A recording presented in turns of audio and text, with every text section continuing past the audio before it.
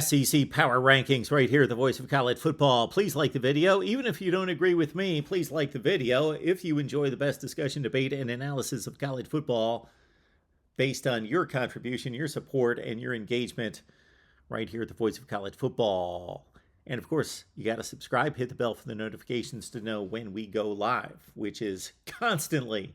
All right, let's get to the best conference in America, from number 14 all the way up to number 1. And of course, in the last spot is a place reserved for Vanderbilt. Vandy's better under Clark Lee, but still not very good, and clearly the worst team in the conference at this point. They were within 24-20 against Ole Miss after getting drubbed by Bama 55-3. Will Vandy win a game in conference this season? They've lost 23 consecutive conference games.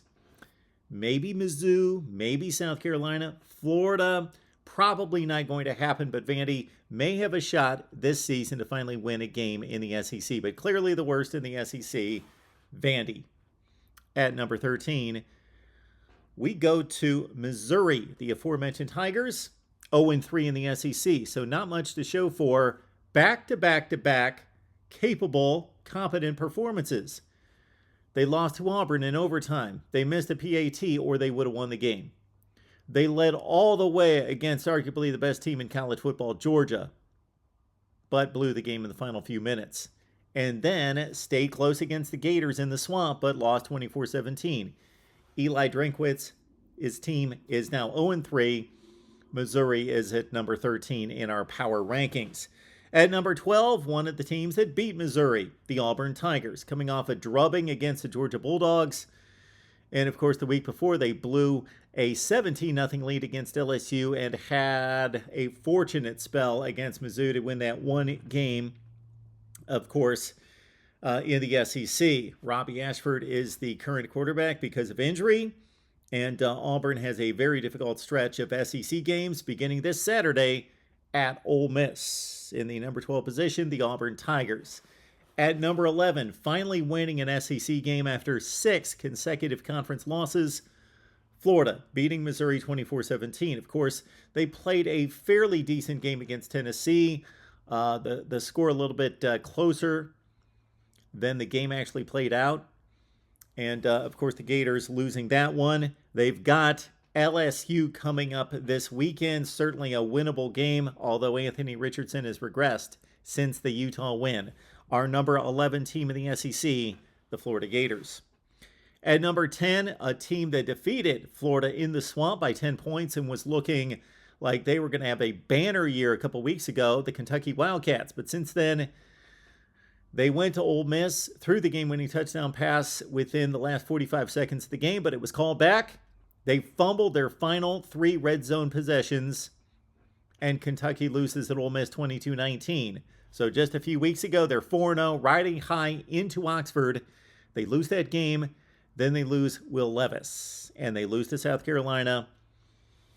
And now the season is up for grabs at Kentucky, our number 10 team in our SEC Power Rankings, with a very difficult assignment against Will Rogers and Mississippi State this week. Kentucky at 10.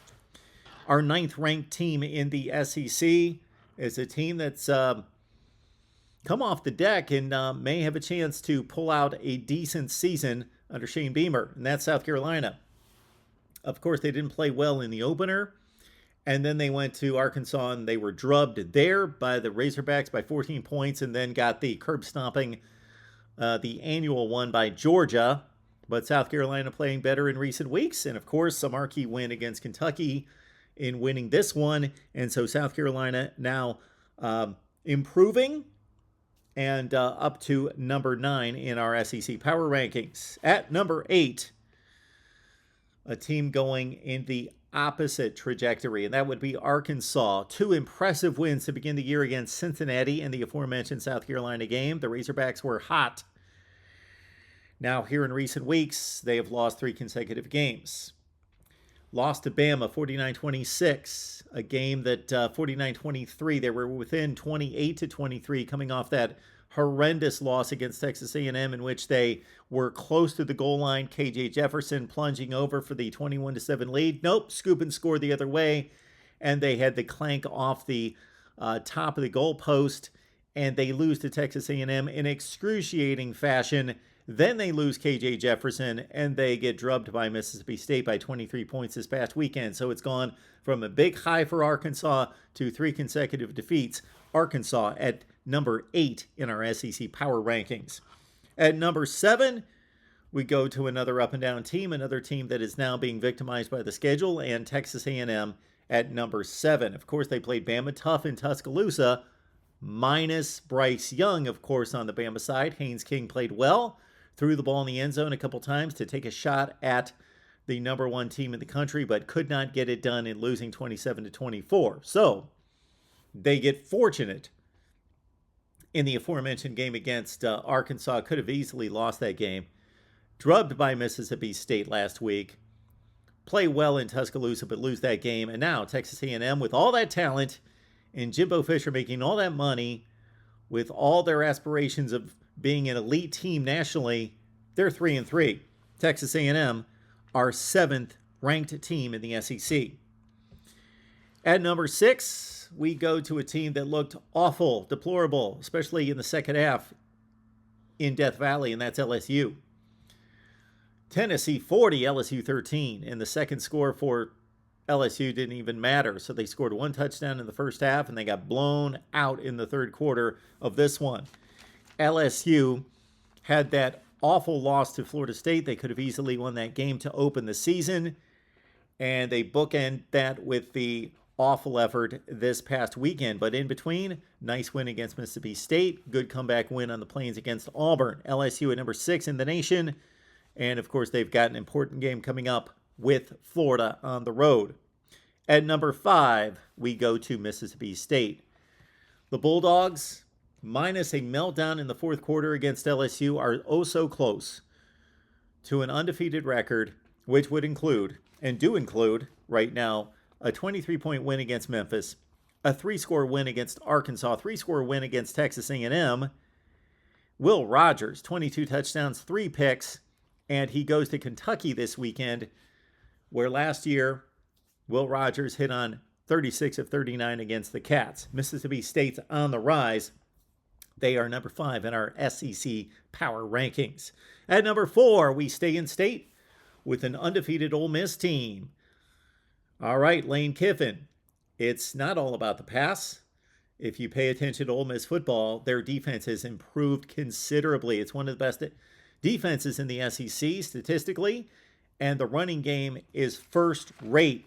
You've got Quinshawn Judkins doing the job on the ground. They had a tussle this last weekend against Vanderbilt. It might have been a look-ahead situation and a bit of a letdown for the Rebels. 24-20 game in the second half, but they win going away.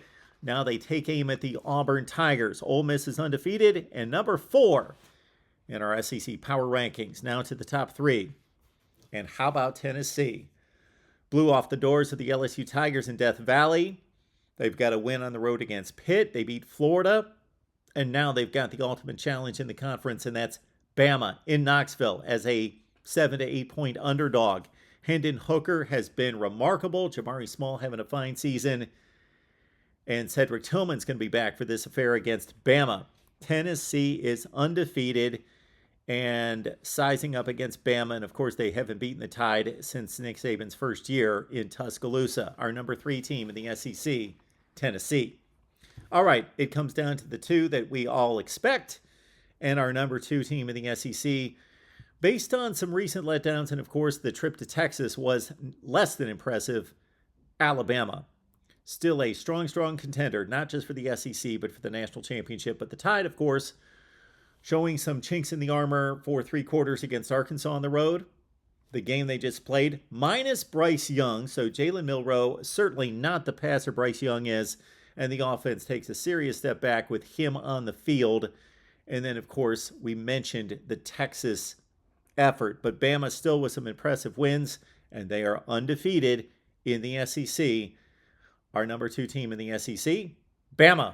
And at number 1, despite a bit of a 2-week layoff against Kent State and then a scare in Columbia against Missouri, Georgia, back at it, back in sync, back on the same page, and back on the throttle against Auburn. Blew out the Auburn Tigers in the South's oldest rivalry, And so Georgia wins that over Auburn, and Georgia still has the most impressive win in the college football season, considering the opponent and the score week 1 against Oregon. That's our rundown of the SEC. And our power rankings 1 through 14 goes like this: Georgia 1, Bama 2, Tennessee 3.